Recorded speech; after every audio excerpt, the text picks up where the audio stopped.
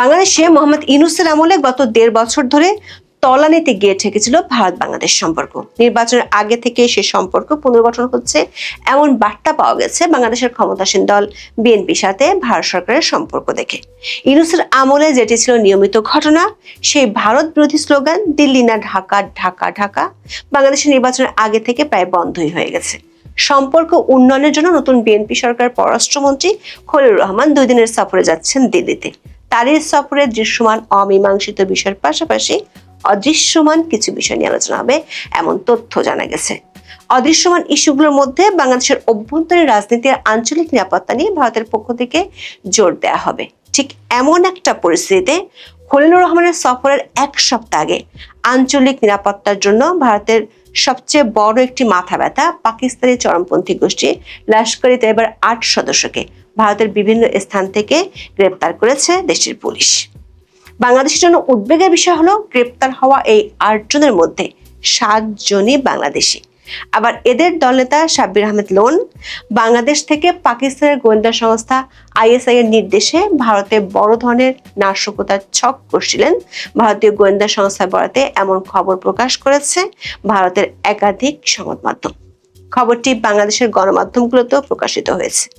বিশ্লেষকরা মনে করছেন লস্কর-ই তৈয়বার জঙ্গি, যাদের মধ্যে ৭ জনই বাংলাদেশি, তাদের গ্রেপ্তারের ঘটনা খলিলুর রহমানের সফরের আলোচ্য সূচিতে আঞ্চলিক নিরাপত্তার ইস্যুটি বড় একটি বিষয় হয়ে দেখা দিবে। এদিকে বাংলাদেশ সীমান্তে চোরাচালান সহ অবৈধ অনুপ্রবেশ ঠেকাতে ভারতীয় সীমান্তরক্ষী বাহিনী বিএসএফ অভিনব এক সিদ্ধান্ত নিতে যাচ্ছে। সিদ্ধান্তটি হলো ভারত বাংলাদেশ সীমান্তে নদীপথ পাহারায় সাপ ও কুমির মোতায়েনের পরিকল্পনা করছে বিএসএফ। বাংলাদেশের পররাষ্ট্রমন্ত্রী ডক্টর খলিলুর রহমান আগামী ৭ এপ্রিল ভারতের নয়াদিল্লি সফরে যাবেন। তারেক রহমানের নেতৃত্বে বিএনপি সরকার গঠন করার পর বাংলাদেশের কোনো মন্ত্রীর এটি হতে যাচ্ছে প্রথম ভারত সফর।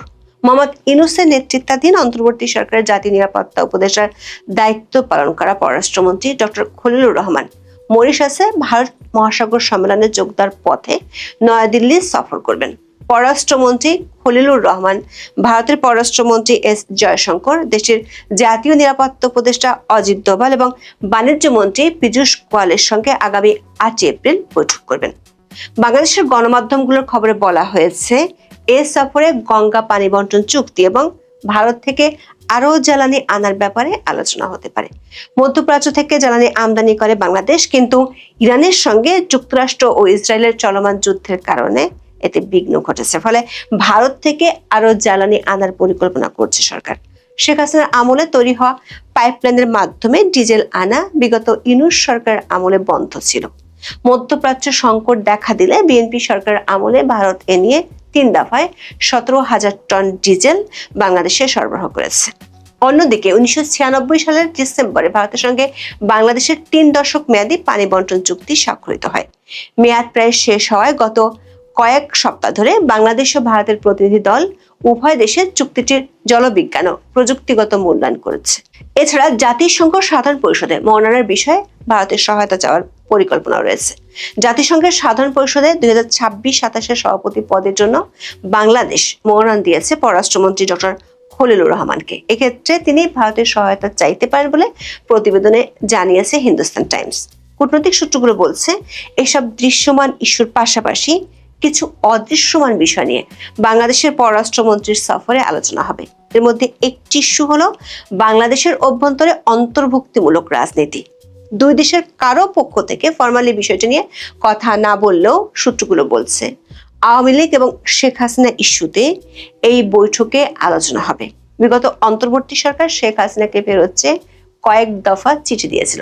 তখন মোহাম্মদ ইউনূসের কিংস পার্টিগুলোকেও মাঝে মধ্যে এ নিয়ে বক্তব্য দিতে দেখা যেত, কিন্তু নির্বাচনের পর কোনো পক্ষ থেকে আর এ নিয়ে তেমন একটা উচ্চবাচ্য শোনা যায়নি। কূটনৈতিক সূত্রগুলো বলছে, ভারতের পক্ষ থেকে নির্বাচনের আগেই বাংলাদেশের অভ্যন্তরে অন্তর্ভুক্তিমূলক রাজনীতির বিষয়ে বিএনপির শীর্ষ মহলকে বার্তা দেওয়া হয়েছিল।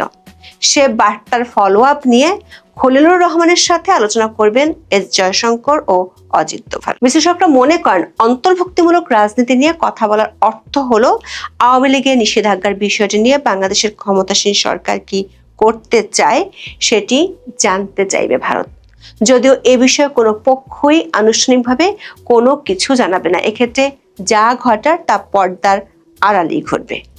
ভারতের জন্য এই মুহূর্তে সবচেয়ে বড় উদ্বেগের আরেকটি বিষয় হলো আঞ্চলিক নিরাপত্তা ইস্যুতে ভারত বিরোধী জঙ্গিদের উত্থান। বাংলাদেশের পররাষ্ট্রমন্ত্রীর ভারত সফরের এক সপ্তাহ আগে ভারতীয় গণমাধ্যমগুলোর খবরে বলা হচ্ছে, বাংলাদেশে অনেক দিন পালিয়ে থাকা পাকিস্তানি জঙ্গি গোষ্ঠী লস্কর-ই তাইয়বার এক দলনেতা সহ 8 জনকে গ্রেপ্তার করেছে দেশটির পুলিশ। এদের মধ্যে আবার 7 জনই বাংলাদেশি। দর্শক, ভারত ও বাংলাদেশের মধ্যে 4096 কিলোমিটার দীর্ঘ সীমান্ত রয়েছে। সীমান্তবর্তী দেশ হওয়ায় অনেকদিন ধরে দুই দেশের সন্ত্রাসীরা পালিয়ে অন্য দেশে চলে যাওয়ার অভিযোগ আছে। কিছুদিন আগে বাংলাদেশে ওসমান হাদি হত্যাকাণ্ডের সাথে জড়িত 2 অভিযুক্ত ফয়সাল ও আলমগীরকে গ্রেপ্তার করে ভারতের পুলিশ। বাংলাদেশে গত অন্তর্বর্তী সরকারের আমল থেকে ভারত তার আঞ্চলিক নিরাপত্তা নিয়ে বাংলাদেশ সরকারের কাছে উদ্বেগ জানিয়ে আসছিল। এমন উদ্বেগের মধ্যে সবশেষ ভারতীয় সংবাদ মাধ্যম Times of India, India Today ও এনডিটিভির খবরে বলা হয়েছে, 2 মাস ধরে চালানো এক অভিযানে পাকিস্তানের চরমপন্থী গোষ্ঠী লস্কর-ই তাইয়বার 8 সদস্যকে বাংলাদেশ সীমান্ত, কলকাতা, দিল্লি এবং তামিলনাড়ু থেকে গ্রেপ্তার করা হয়। দেশটির পুলিশ বলছে তাদের 7 জনই বাংলাদেশি। সবশেষ গ্রেপ্তার করা হয় দলনেতা সাব্বির আহমেদ লোনকে। ইন্ডিয়া টুডে সহ ভারতীয় একাধিক সংবাদ মাধ্যমের খবরে বলা হয়েছে, জম্মু ও কাশ্মীর শ্রীনগরের গান্দারবাল জেলার কাঙ্গন এলাকার বাসিন্দা সাব্বিরকে দেশটির কেন্দ্রীয় গোয়েন্দা সংস্থার সহায়তায় 29 মার্চ দিল্লির গাজীপুর থেকে গ্রেপ্তার করা হয়। সম্প্রতি দিল্লি এবং দক্ষিণ ভারতের কিছু অংশে লস্কর সংশ্লিষ্ট একটি পোস্টার লাগানো চক্রের সন্ধান পাওয়ার পরপরই এই গ্রেপ্তারের ঘটনা ঘটল। গোয়েন্দাদের দাবি, ওই চক্রটি দিল্লি ও কলকাতায় ভারত বিরোধী পোস্টার লাগিয়ে নাশকতার ক্ষেত্র প্রস্তুত করছিল। কাশ্মীরের শ্রীনগরের বাসিন্দা সাব্বির আহমেদ লোনকে 2007 সালে দিল্লি পুলিশ AK-47 রাইফেল ও গ্রেনেড সহ গ্রেপ্তারের কথা বলছিল। জামিনের আগে 2018 সাল পর্যন্ত সে তিহার কারাগারে ছিল। এনডিটিভি টাইমস অফ ইন্ডিয়ার খবরে বলা হয়েছে, এরপর সে বাংলাদেশে পালিয়েছিল, সেখান থেকে নেপাল সীমান্ত দিয়ে ভারতে ঢুকেছিল। টাইমস অফ ইন্ডিয়ার খবরে বলা হয়েছে, লোনকে বাংলাদেশ সীমান্ত থেকে গ্রেপ্তার করা হয়েছে। সে ঢাকার কাছের একটি আস্তানা থেকে লস্করের একটি সেল পরিচালনা করছিল। দর্শক, পাকিস্তানি চরমপন্থী গোষ্ঠী লস্কর-ই তাইয়বা যুক্তরাষ্ট্রের বিদেশি সন্ত্রাসী সংগঠন তালিকায় রয়েছে।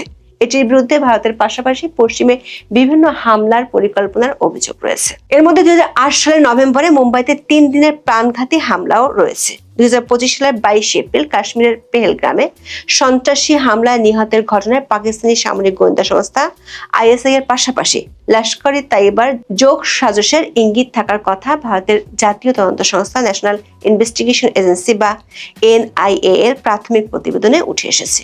ওই হত্যাকাণ্ডের পর লস্করের শাখা হিসেবে পরিচিত TRF-কে বিদেশি সন্ত্রাসী সংগঠন ঘোষণা করে যুক্তরাষ্ট্র।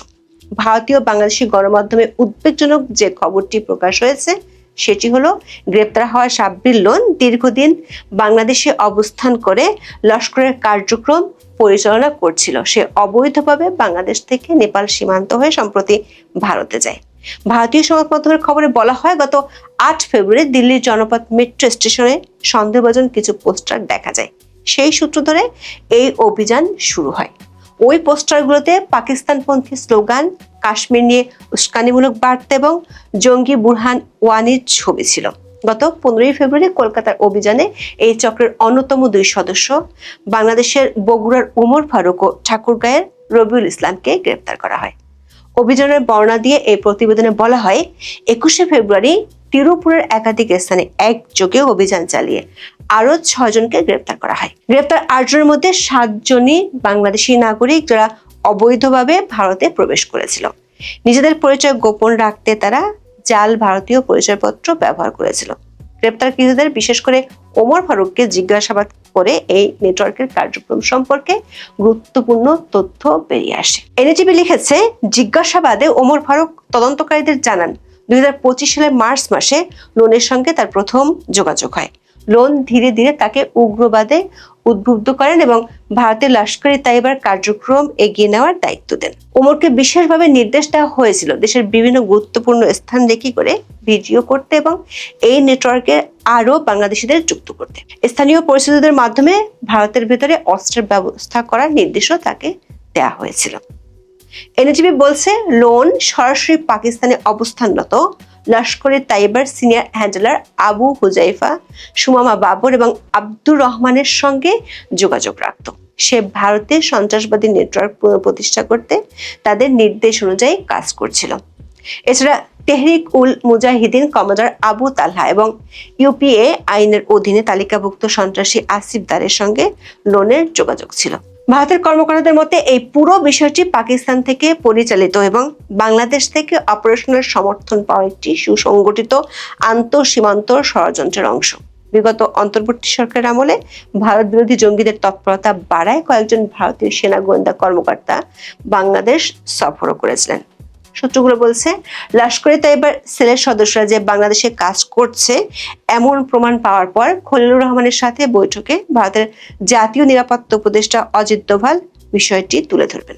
এই বিষয়টি সামনের দিনে দুই দেশের সম্পর্কে অনেক বড় ইস্যু হতে পারে বলে অনেক বিশ্লেষক মনে করছেন। কারণ 2024 আগস্টের পর ইউনূসের আমলে ফাঁসির দণ্ডপ্রাপ্ত জঙ্গিরা হরে দরে জেল থেকে পালিয়েছে, যারা এখনো ধরাছোঁয়ার বাইরে রয়ে গেছে।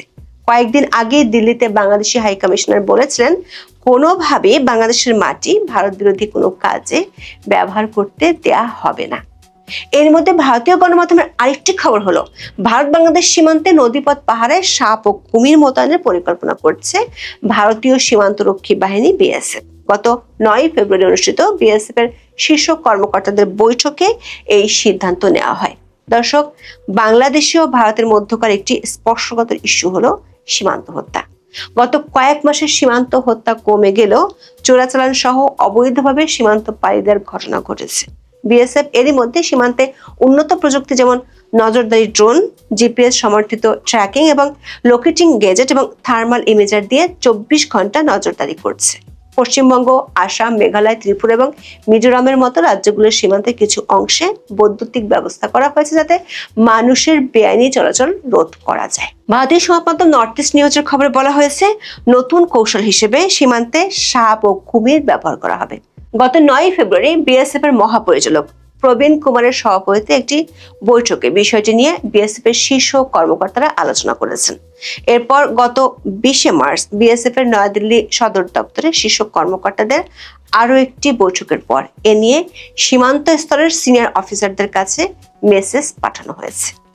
কূটনৈতিক সূত্রগুলো বলছে, বাংলাদেশের নতুন রাজনৈতিক সরকারের সাথে সামনের দিনগুলোতে ভারতের সম্পর্ক কেমন হবে সে বিষয়ে একটি বার্তা খলিলুর রহমানের এই সফর থেকে পাওয়া যাবে। কিন্তু এই সফরের আগে লস্করে তাইবার বাংলাদেশি সদস্যদের গ্রেপ্তারের ঘটনা আঞ্চলিক নিরাপত্তা ইস্যুটিকে বেশ জোরালো করে তুলবে। আবার জঙ্গিদের উত্থান ঠেকাতে বাংলাদেশের অভ্যন্তরে অন্তর্ভুক্তিমূলক রাজনীতির জন্য ভারতের পক্ষ থেকে যে বার্তা এতদিন দেওয়া হচ্ছিল সেটিও বেশ জোরদার হতে পারে।